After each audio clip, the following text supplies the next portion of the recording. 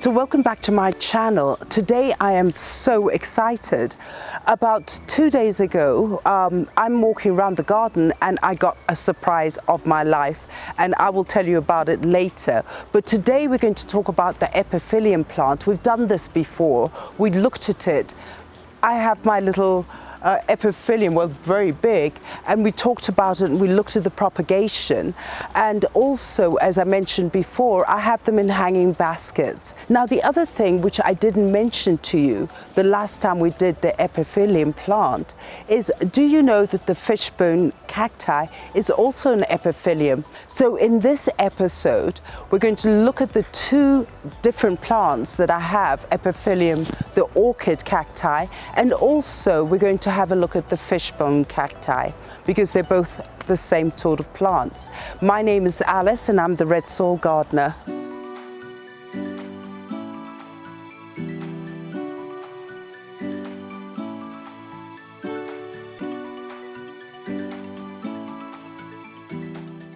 In our previous episode on the Epiphyllum plant, this is the orchid cacti, and also we talked about it when we introduced the fishbone cacti, is that these are cacti, but they don't react like cacti, because basically they love to live in a forest situation, as here, where they get humidity and indirect sun and a few hours of sun, and also, which is not bad for them, but they don't react like cacti where you get full sun.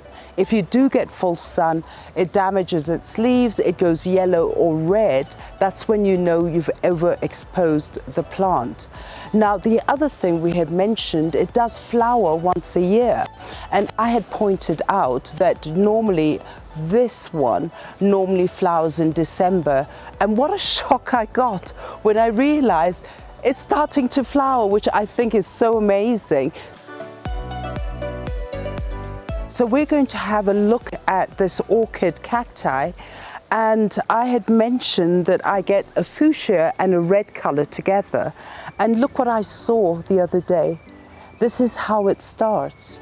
And the thing about this orchid cacti, looking at it deeper, I noticed another flower is coming up, and basically the flowers come from these notches along the stem, and already one is coming up. So I suspect I'm going to get a lot of flowers, and this is yet to open up, and maybe I will have the flower 2 days, 3 days, depending, but it's going to look amazing, and we're going to put it in Instagram and you follow it up from there.